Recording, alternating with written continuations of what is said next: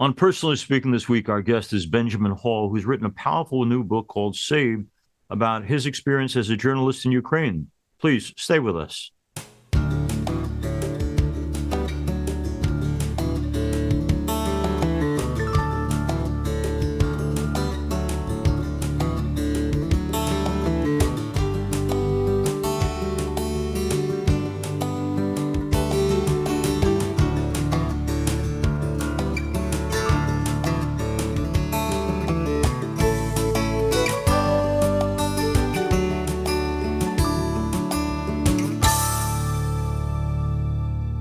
Hello and welcome to Personally Speaking. I'm your host, Msgr Jim Lisante, and Fox News Channel's veteran war correspondent, Benjamin Hall, joins me now. As a journalist for Fox News, Ben has worked in dangerous zones like Syria and Afghanistan. In February 2022, when Russia viciously attacked Ukraine, Ben volunteered to go there because he thought it was important for Americans to understand this world-altering conflict. A few weeks later, Ben was catastrophically wounded when his crew was struck by incoming fire, killing his colleagues, Pierre and Sasha. Ben credits a miracle that enabled him to survive. He's here with us today to tell us his story of how he was saved and continues his recovery after the 30 and counting surgeries he's endured. Ben Hall will also talk about his family, including his wife and three beautiful young daughters, and the optimistic nature he says he's blessed to have. Joining me now, I'm so pleased to welcome to Personally Speaking Fox News Channel journalist Benjamin Hall. We're talking to Benjamin Hall. It's a wonderful opportunity. We're going to talk about his book, which is called Saved. I'm hoping our listeners and watchers around the world will pick it up because it's really a great read. And I'm not just saying that because Ben Hall is here, but because I really enjoyed reading it. Let me start with a very simple question. Benjamin Hall's our guest. In my work, I deal pretty much every week with people who are physically or mentally challenged, the disabled, the handicapped, whatever you want to call folks. I've often thought to myself, I wonder how I would handle it if I had not just the hidden disabilities we all have, but disabilities that would affect me physically. Before the attack, did you ever think, Ben, about being a disabled person and how you might manage it? Often. It's funny you ask that question because I talk about that quite often. And we talk about resilience and how you can get through something that is so difficult. And I have covered so many wars during my career, last 15 years. And whenever I saw someone, who was injured or who had lost everything, I always thought, how would I deal with it? Would I be able to find the strength to get through? And I don't think you really know until it happens to you. But I thought about that. And I think I would, with some confidence, would have said that I think I would have done quite well. I think that I would have I would have trusted in my faith. I would have trusted in my dedication to my family. And I think I always knew that those were the things that could get me through almost anything. And then when it finally happened to me, those are the things that I thought about. I went straight there again. Even when I was lying on the ground and I'd been injured, I thought about those two things. And they got me through not only that day, but they got me through all the recovery of the next 6 months, holding on to the few things that matter, and everything else disappears. And that's what you work towards. Benjamin Hall has three beautiful daughters, and in the book, aside from writing about them, he also has some beautiful pictures. But one picture in particular, Benjamin, touched me. It's your three little girls all clinging on to Daddy, and it was as if they didn't see anything different about Daddy. How have you been able to explain that Daddy's the same but different? Yeah, I think the priority for us, as soon as this happened, was making sure that the children got through this without too much pain, too much hurt of themselves. And we wanted to be very open with them early on that I had been injured, but we didn't want to upset them too much. And that was the balancing act. I was lucky that my children were younger. My youngest two were the ages of 2 and 4 when the attack happened. I think they were luckily at an age where they weren't open yet. They didn't understand it fully. My eldest does understand a little bit more. She was 6 at the time. She's now 7. And to this day, when I am at home, my younger two, they never asked me about it. For them, this was how I always was. But my eldest asks me quite often. She most days she asks about explosions and about certain injuries. And if this happened to me, why didn't that happen to me? So I think I was very lucky that they were younger, because I spoke to a number of other veterans who had similar injuries. And the story that I heard from many of them was when they had children who were slightly older, in their teenage years, it was a lot harder for them, that they already had a much stronger idea of who their father was. And when that was taken away, and when limbs were taken away, that hurt a lot more. And some of them were quite afraid of their father when they came home with prosthetics on. So I think that I was in some ways very lucky that my children were young enough that they were able to adapt so easily. But we still talk about it every day. We still look at them more than anything else, making sure that this isn't something that upsets them too much. And it is difficult. There are periods which are hard because they know I am in some ways different. When we go out in the streets, people always look. I have prosthetics on. There are many things I can't do. So we have become, a family that people look at and talk about. And so we will constantly be watching that. My mom lives here with me. She's 102, and her caretaker today is Portia. She was looking through the book, and she saw the beautiful picture of the girls. She said, "Now, what are their names?" And I said, "Honor, and Iris, and Hero." And she said, "Those are beautiful, but how did they come to be chosen as the names for your children?" Well, Honor was, well, if I can be honest, Honor was, I can't even remember now. She was in Goldfinger. Who was the actress? Honor Blackman. That's right, Honor Blackman. So strangely enough, we were looking for a name, and I saw the poster Honor, and we just thought, what a beautiful name, and what a wonderful, honor. It's something that we should all hope to have and to. A lot to live up to, Ben. Yes, it is. I think she can do it, though. I know she can. Iris, we just thought it's beautiful, and I think for my wife in particular, flowers are, they grow. They're gifts from God. They're beautiful. They can be strong. They come back again. Hero was it's actually an old Shakespearean name. It was in a couple of Shakespeare plays early on, and right. We, I think, were with the third child willing to go a little bit, find a slightly more a different name. Yeah, I love them. They're beautiful, and I know people consider you, for going through this, someone who's a hero, and I know you poo-poo that. But having said that, let me ask you, one of the ways in which heroism is expressed is not only in the moment when you're in a car that's attacked by Russian forces, but when I heard that you have so far lived through 30 surgeries, I've been in the hospital twice, and both times it was an incredible test of my patience. Where do you find the patience to say, doctors, do what you need to do to get me well? Where does the patience come from? Very early on, as soon as I was, the evacuation from Ukraine was difficult. That took a few days, but I made it to Landstuhl, a US base in Germany, where they treated so many of the injured from Afghanistan and Iraq. And as soon as I got there, the doctors came to me and they said, look, we're looking at a couple of your injuries. Your left foot's almost gone. Your right leg's gone. We can try and save some of the left foot. We can do that, but it might be hard. We would suggest there are other options. And I said, look, I trust you. You know what's going to be best, not just for now, but for the long term.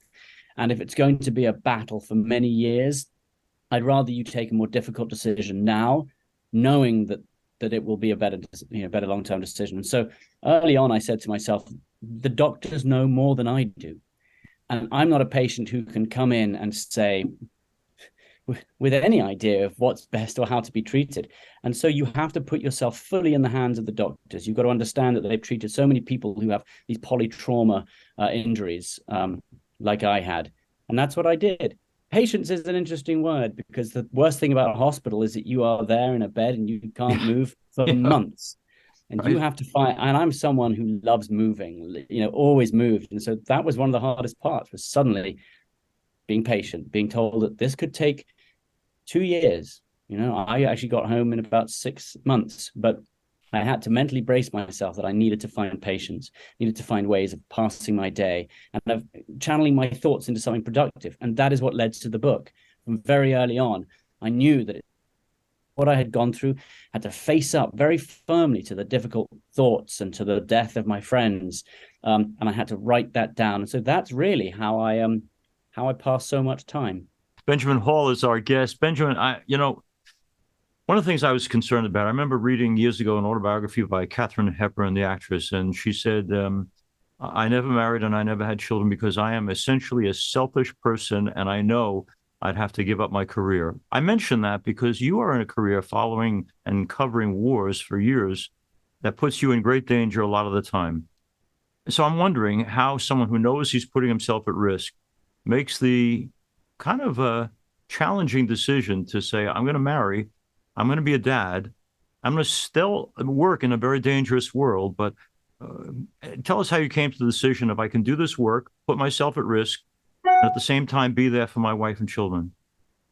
Well, there was actually there had been a period of transition over the last few years, and when my wife and I met, I was covering conflicts, and Mm, that's what I loved doing. And I believed that it was really important. I believe the stories were important. I wanted to shed a light on conflicts around the world. But yeah. as we started having children, my wife and I always spoke about whether it was the right thing to do, whether or not it was time to pull back, and we slowly, as we had more children, my Mm, wife spoke a little bit more freely about it and started to say, I think that we need to find another segue for you.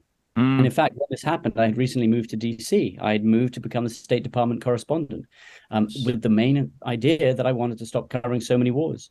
Um, and then I had moved to DC, and here I was, and Russia invaded Ukraine, and the call came through. Did I want to go? And deep down, that's what I do. That's what I love doing. It's what I think is so important. And this was the largest invasion that we've seen in Europe since mm. World War II. And I had to be there. And I spoke to my wife and I said, I know this is going back into a war zone, but I think it's really important. I think we have to do it. So, no, that dialogue about whether to continue covering wars, how dangerous was it for the family, was always there. And I had thought about putting it back, but I understand that you love doing something so much, but sometimes you have to maybe give up something Mm. that you love, uh, for the sake of your family. But it's to this day, I would run back and keep covering conflicts if I think the story was important. So I'm still torn on it. Benjamin Hall's our guest. This book is saved. I have to ask you that about that war. We Americans initially, well, this is so horrible what's happening to the folks in Ukraine, and great enthusiasm for supporting the effort against Russia's invasion. But you know, and I know that in some political circles, there are folks who are now saying, well, let's slow this down a little bit. You've been there, you've seen what's going on in Ukraine. Is this a cause worth fighting? Yes, I think absolutely it is. Not necessarily not for American soldiers, by the way, but I mean, Mm-hmm. certainly. I think that when you have evil like this and they are invading and taking away the homes and bombing the schools and Mm. across a country, then I think it is the duty, the responsibility of countries who can help to do what they can.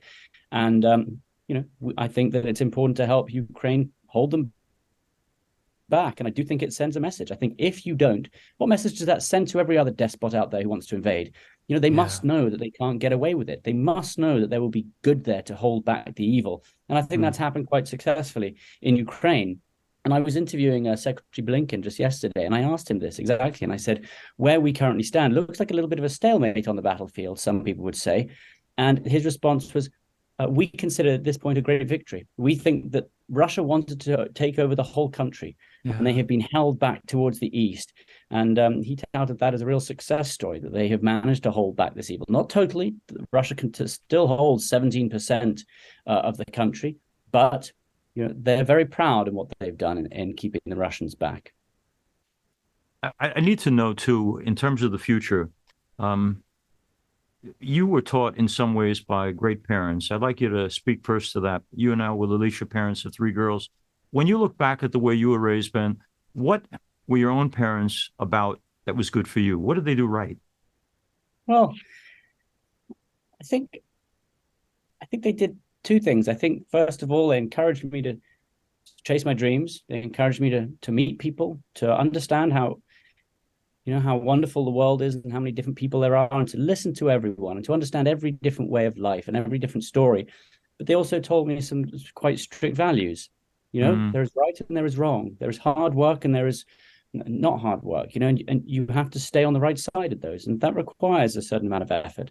And I mm-hmm, believe that life is about two things. It's both about chasing your dreams and doing wonderful things, but it's about doing so in a way that upholds, the values that I think are so important to our society. And I think my parents did both of that for me.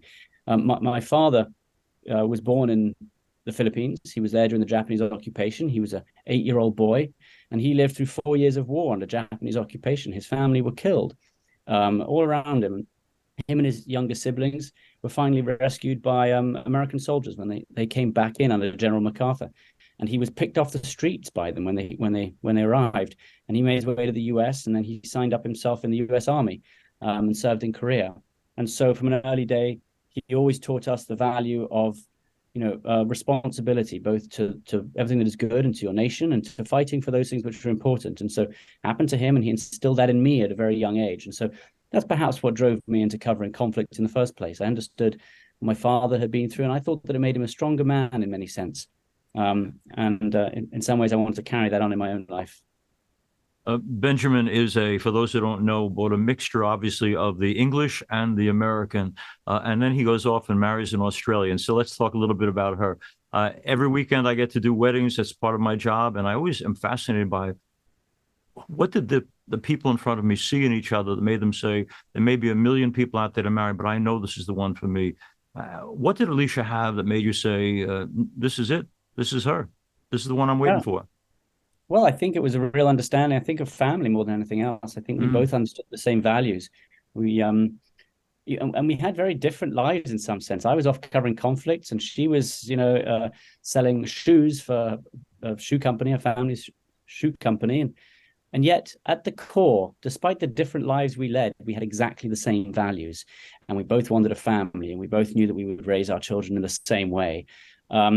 And so that brought us together. And I mean, it's remarkable how people who can be quite different can be brought together in that way. But I think I felt that from the first time I saw her, from the minute I saw her. We'd gone to school together when we were about the ages of 6. We didn't see each other for 20 years or so. And she saw me in the street one day, and she came up and she remembered who I was. She saw me and she recognized me. And we later found a card that she had written to me when she was 6 years old, saying, I love you. We were 6. And so here we are 20 years later, and she found me again. And, all that time, and I never knew at the time that she felt that way, but I think it ended up in the right place.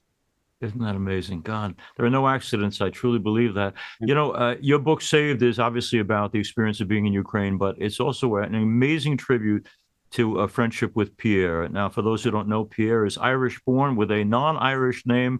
Tell us a little bit about your relationship with Pierre and why, to this day, even though he's in heaven, it's still so important to you. Oh, well, Pierre was a cameraman. He was our cameraman in London, and I had worked with him constantly for 6 years, and we covered many conflicts together. And that isn't just going out into the field and telling a story. That is sleeping in caves together. That is living in the trenches together. That is going through thick and thin, and you develop a really strong bond with someone when you cover stories like that, and you have to trust each other implicitly with your lives. And so he became very much like a family to me.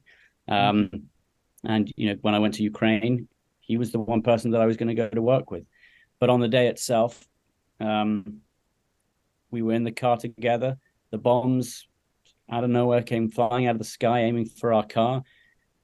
And he was the one that opened the door and got out first. And I got out a few seconds later. And then one of the bombs hit the car itself. And so I honestly think that Pierre saved my life that day.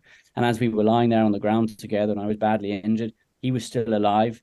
And again, he was there trying to save me. He was trying to warn me off about any Russians around us and don't move. And he sadly bled out at the time.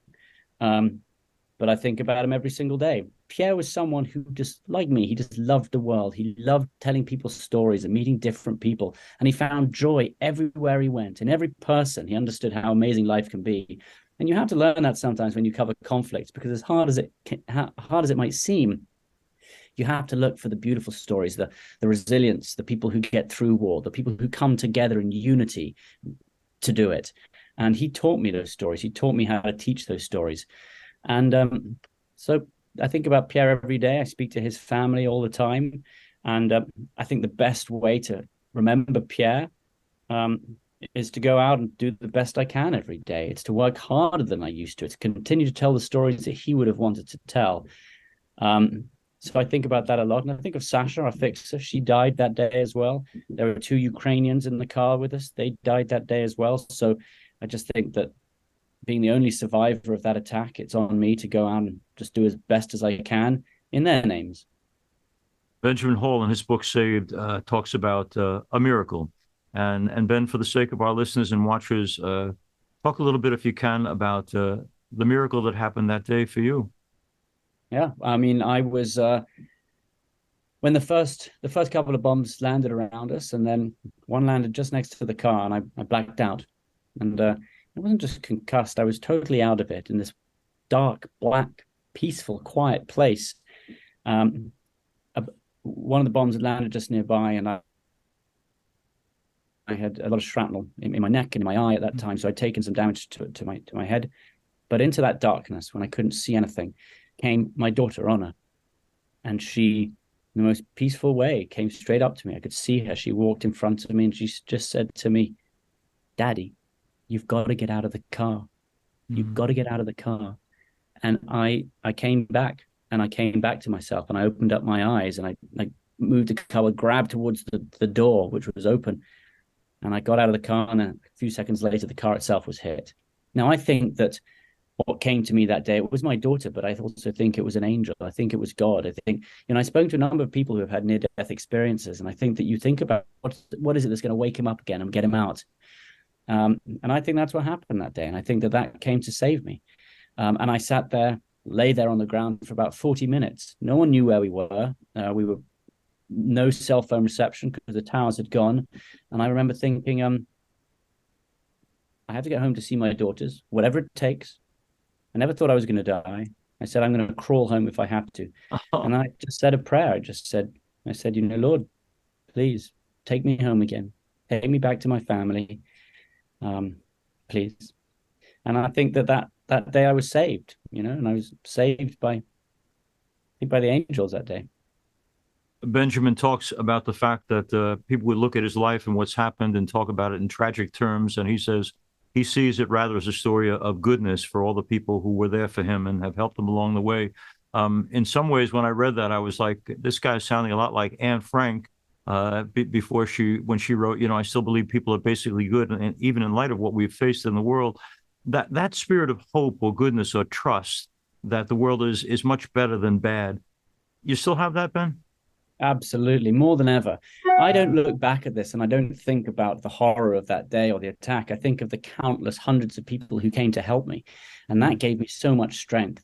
Everyone from the doctors to the physios to the soldiers who pulled me out, to all of my colleagues, to every friend I've ever had who reached out, all of our viewers on TV who sent hundreds and hundreds of prayers to me and letters to me, and that's incredible goodness. Those are great things, and there was so much more of that than there was of the bad.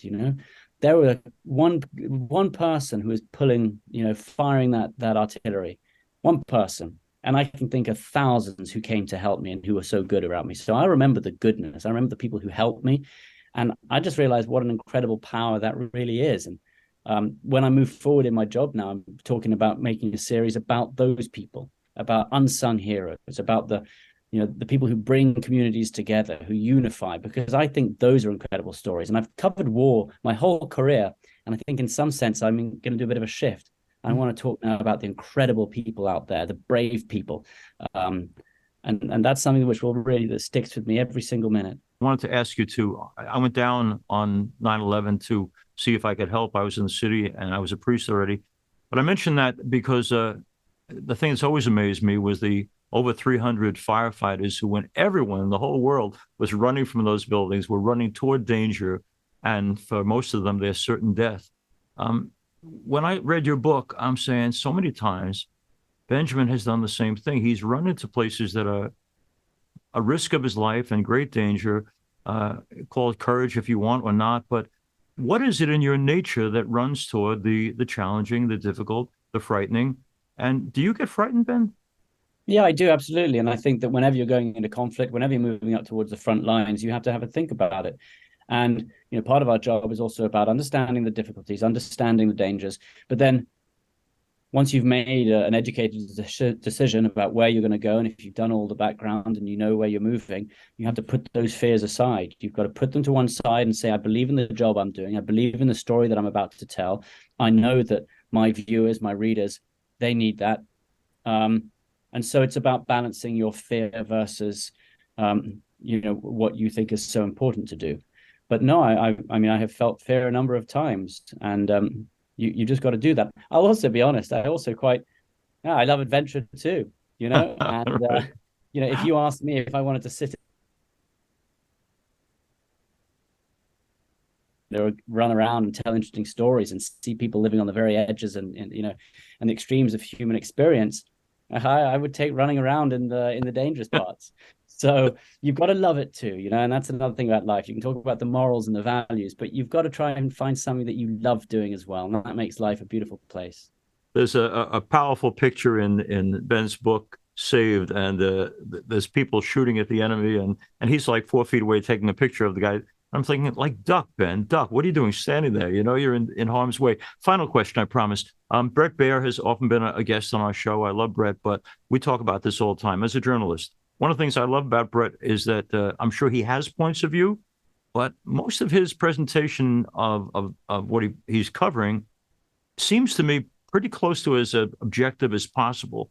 You have points of view, but you're also a journalist. Is it hard, Ben, for you as a guy covering very sensitive and powerful issues where people have strong opinions both ways to just tell us what's happening objectively? Is it possible? Do you find it easy to do? No, absolutely.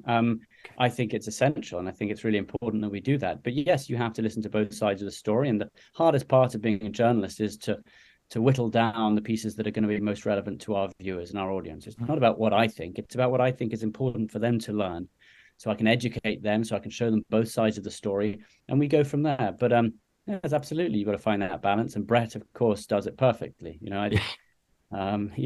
He's the one that we all look up to over here. So he does it well, and I hope that the rest of us can do it as well.